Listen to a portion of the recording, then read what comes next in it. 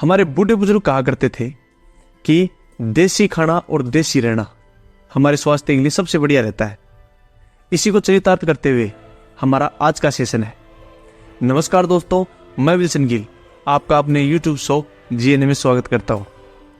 मैंने अपनी एक पहली वीडियो में आपको बताया था कि जिस प्रकार से हमारा ब्लड ग्रुप ए पॉजिटिव और बी पॉजिटिव होता है, क्या पता आने वाले टाइम में हमारा ब्लड ग्रुप प्लास्टिक पॉजिटिव भी हो जाए, क्योंकि हमारे दिन प्रतिदिन खाए जाने वाले खाने या विभिन्न प्रकार के सोर्स के माध्यम से शरीर में जाने वाला बहुत ही छोटी मात्रा में प्लास्टिक, जिसे नैनो पार्टिकल्स के रूप में जाना जाता है, ये लगातार हमारे शरीर में बढ़ रहा है।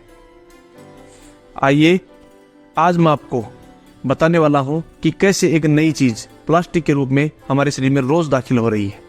आने वाले टाइम में यही नैनो पार्टिकल्स हमारे ब्लड में भी दिखाई देंगी। क्या आप जानते हैं कि जो चावल हम लोग खा रहे हैं वह वास्तविक रूप से असली है भी या हड्डियों या अंडों के कचरे से बना हुआ प्लास्टिक है? दोस्तों, चावल बनाने के लिए सबसे पहले प्लास्टिक को एकत्रित किया जाता है। इसमें फ्रेश और वेस्ट दोनों प्रकार के प्लास्टिक होते हैं। इस प्लास्टिक से चावल बनाने के लिए मुख्य रूप से ट्रांसपेरेंट या सफेद कलर के प्लास्टिक को काम में लिया जाता है। इसका प्लास्टिक भी वेस्ट होता है, यह भी हमें फ्रेश नहीं मिलता। इस एकत्रित किए गए प्लास्टिक को कन्वेयर बेल्ट के माध्यम से वॉशिंग एरिया में ले जाया जाता है। वहां एक बार में ठंडे पानी से और दोबारा इसे थोड़े गर्म पानी से अच्छे तरीके से साफ किया जाता है। और पूरी तरीके से साफ होने के बाद इस प्लास्टिक को सूखने के लिए वर्कर्स के द्वारा लगभग 1 घंटे के लिए खुली हवा में छोड़ा जाता है।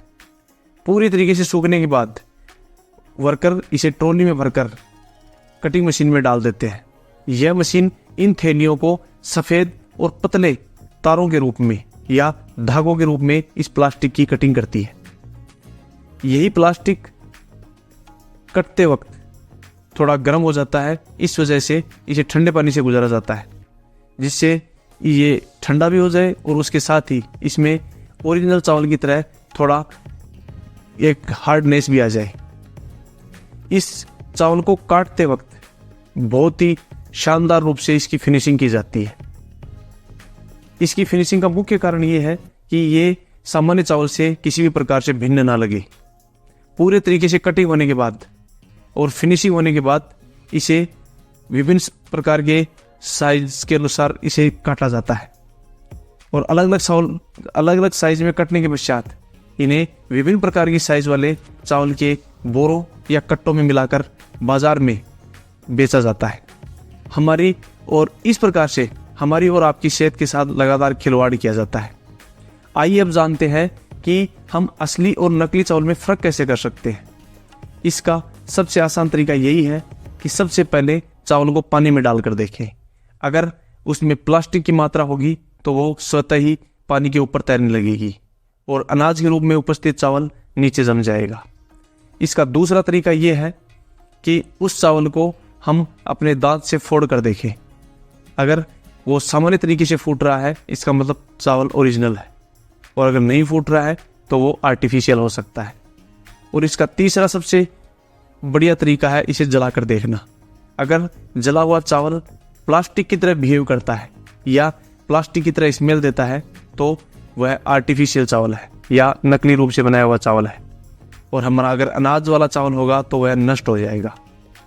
प्लास्टिक से चावल बनाने की सबसे पहले चर्चा चीन देश में लगभग 2010 या 11 में हुई थी। उस दौरान वहां के नागरिकों ने सरकार पर आरोप लगाया था कि सरकार उन्हें प्लास्टिक के चावल उपलब्ध करवा रही है।